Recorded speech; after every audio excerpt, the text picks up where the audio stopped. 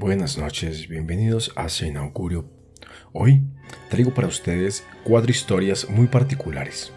Una de ellas creo que no la sabemos de memoria y es la pata sola. Un mito realmente perturbador. Recuerden suscribirse a este espacio, así no se perderán nada de lo que esté subiendo. También pueden seguirnos en nuestras redes sociales, @osvasquez1 y @sinaugurio_oficial.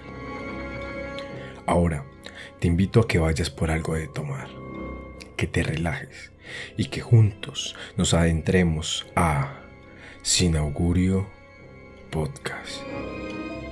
La pata sola. Mito creado por los campesinos de la parte montañosa. En noches oscuras y lluviosas, aparecía en los caminos y veredas de aquellos riscos un espanto que a lo lejos se veía venir cojeando, pero al verlo de cerca era todo un horror. Era un ser descomunal, alto, desgarbado, envuelto en una túnica de color blanco hasta la rodilla. Allí se podía apreciar que solo tenía un solo pie, o mejor, una sola pierna. En la otra no había nada. Su caminar era un bamboleo en medio de horribles quejidos inundaban el ambiente de aquellos parajes solitarios. En su espantoso caminar, la pata sola se le sentía un olor a azufre, olor característico del diablo. Cuentan también que en algunas oportunidades aparecía simplemente en los caminos solamente la pata, una extremidad desprendida del cuerpo como si hubiera sido cortada por un hacha o desprendida del cuerpo por algún animal feroz, cubierta de sangre con los dedos de los pies largos y pronunciados y unas enormes uñas que terminaban enroscadas como uñas de gato.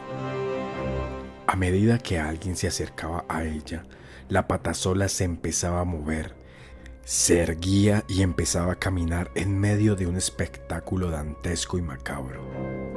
¿Cuál era ver caminar una pierna suelta? Decían que el efecto que producía era terrorífico. Una sensación de mareo o vértigo los invadía. El cuerpo se ponía rígido y pesado, y cuando se intentaba arrancar a correr, las piernas no respondían. Estaban como clavadas en la tierra, pesaban como un plomo, y era allí donde el corazón no resistía tanta emoción y la persona caía desmayada e inconsciente. Muchos murieron al ver la pata sola, otros vivieron para contar su propia historia. Dicen que el origen de la pata sola data desde una vez un hombre muy malo que le trituró la pierna a un labriego con un molino de moler caña, porque éste le dejó quemar la miel que estaba lista para hacer panela. Cuando ese patrón malvado murió, Dios lo condenó a andar en una sola pata por los siglos de los siglos, sin hallar consuelo ni quietud. Es de anotar que él también murió con las piernas trituradas por un árbol, que le cayó encima y le arrancó las 2 extremidades. Desde allí, la pata sola ronda los trapiches y montañas.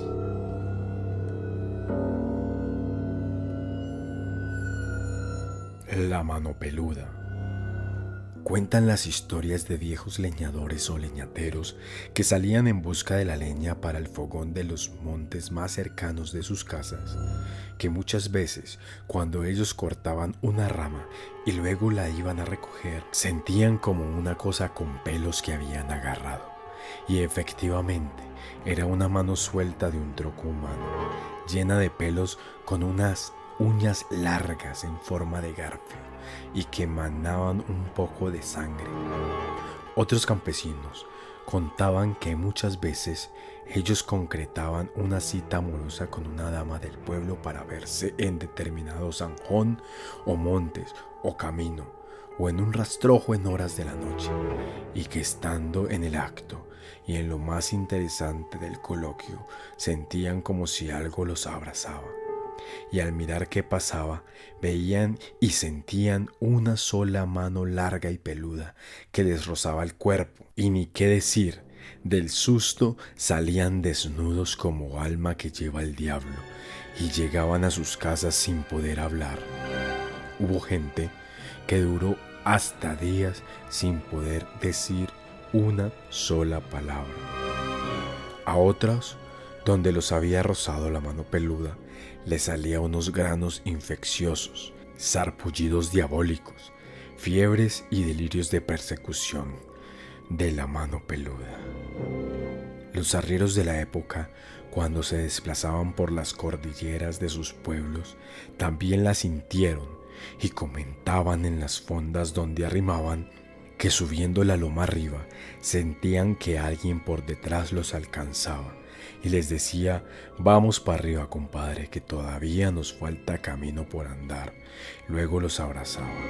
Ellos creían que era otro arriero que los había alcanzado, pero de pronto veían que era una sola mano que los tocaba el hombro. Era nada más que la mano peluda, allí colgada para escarmiento de los arrieros. Ellos se la quitaban de encima, sacaban su peinilla o la navaja del carriel y le decían: de parte de Dios Todopoderoso, ¿qué querés, mano peluda? Hacían una cruz con la navaja y la peinilla en el suelo, y se oía una voz que decía: sigue tu camino, arriero, pero a cada fonda que llegues, compra una vela y me la prende para recuperar mi alma. Y todo volvió a ser normal. Se dice que su origen viene de un criminal que le cortó los brazos a un niño porque lo mandó a hacer un mandado y se gastó en mecatos las monedas que le sobraban de vuelta. Y Dios lo castigó a cargar las manos de niños hasta el fin del mundo. Nunca se les aparece a los niños, sino a los leñateros enamorados y arrieros renegados. Es hora de que se tomen un respiro. Hemos llegado a la mitad de este capítulo. Espero que estos mitos y leyendas les estén gustando mucho. Recuerden comentarme cuál es el mito favorito de ustedes y cuál quisiera que traiga a este podcast. No olviden suscribirse, compartir, comentar, dejarme un like. Todo esto me sirve demasiado. No les quiero quitar más el tiempo para que continuemos con las últimas dos historias, o mejor dicho, mitos y leyendas de esta noche. Sigue escuchando Sin Augurio Podcast. La niña de la carta. Espanto de la categoría de los benévolos, pero no por eso dejaba de causar terror a quienes algún día se les apareció, y aunque su visión no fuera tan fantasmal, la sola proximidad del espanto ponía la piel de gallina, los pelos parados y la cabeza del grande de una catedral, además de sentir un nudo en la garganta. La niña de la carta salía vestida toda de blanco, con un manto en la cabeza, una corona de azahares en sus sienes, un ramo de flores blancas en su mano izquierda y en su mano derecha una carta. Salía en horas crepusculares y cuando veía a alguien se le acercaba. Su rostro era angelical, de contornos muy hermosos, y tenía una sonrisa fresca a flor de labios. Y le entregaba la carta y le decía que por favor, si pasaba por el pueblo, le hiciera el bien de entregársela a su destinatario, que era quien le había cogido la tarde.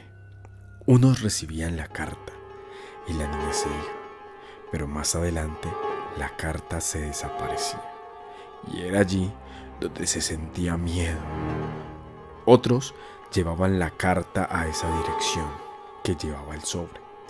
Esta dirección era la del cementerio, y entonces en ese instante soplaba un viento frío y le arrebataba la carta de las manos. Allí se desmayaban. Algunos la abrían para leerla, pero la carta se convertía en una paloma blanca que salía volando. Y los otros que venían en carro se ofrecían a traerla hasta el pueblo, porque les daba pesar ver a una niña a esas horas recorrer las carreteras. Ella se montaba, pero de un momento a otro se esfumaba, sin que el conductor sintiera absolutamente nada, y quedaba su puesto vacío, y allí empezaba el miedo y el terror. Todo parece indicar que en una ocasión una niña campesina cumplía sus 15 años, para los cuales sus padres le hicieron una fiesta muy lujosa, y en esa fiesta la mataron. Otros dicen que fue una niña de 8 años, que el día de su primera comunión fue violada y asesinada por unos bandidos, y su cuerpo arrojado a un aljibe o pozo. Desde allí su alma ronda los caminos. La letra de la carta es muy bonita y se dice que cuando ella le entregue la carta a uno de sus asesinos, descansará en paz para siempre, y él morirá e irá a pagar a los infiernos su crimen y todo el tiempo que le ha hecho deambular por el mundo en una caminata y un largo peregrinar sin fin.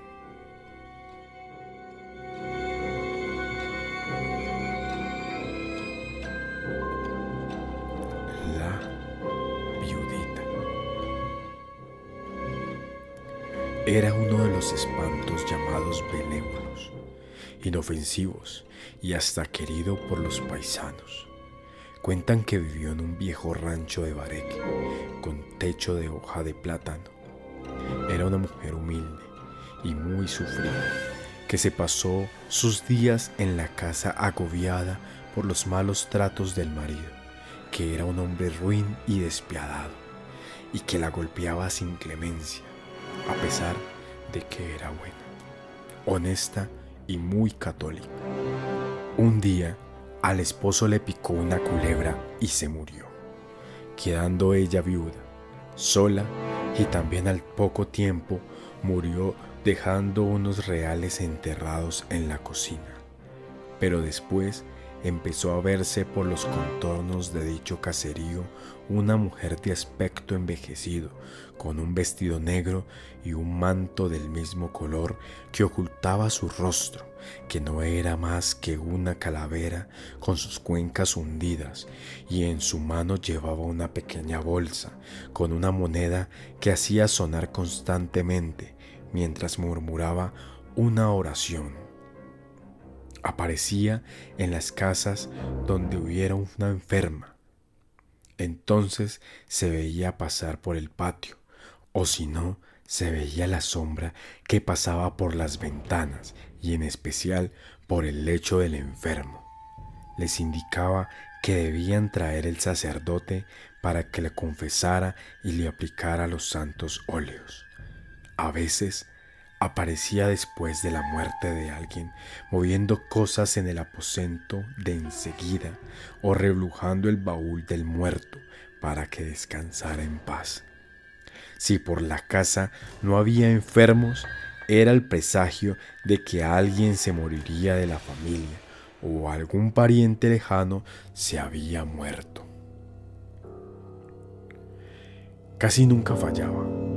Al otro día de haber enterrado al finado, se escuchaba a la viudita, como en medio de risas burlonas, haciendo bulla y moviendo cosas en la casa, porque había la creencia que cuando una persona moría, había que cambiarle de sitio a todas sus pertenencias, o si no, no podía descansar en paz.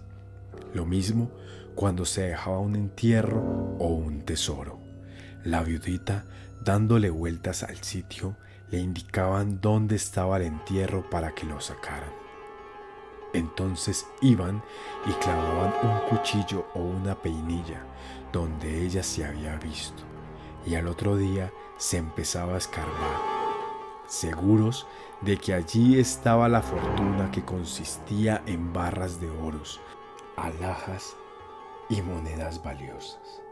Se aparecía los sábados, día de la Virgen, Era un espanto que salía casi siempre de día y no le temían. Muchos querían que se les apareciera porque les traía fortuna.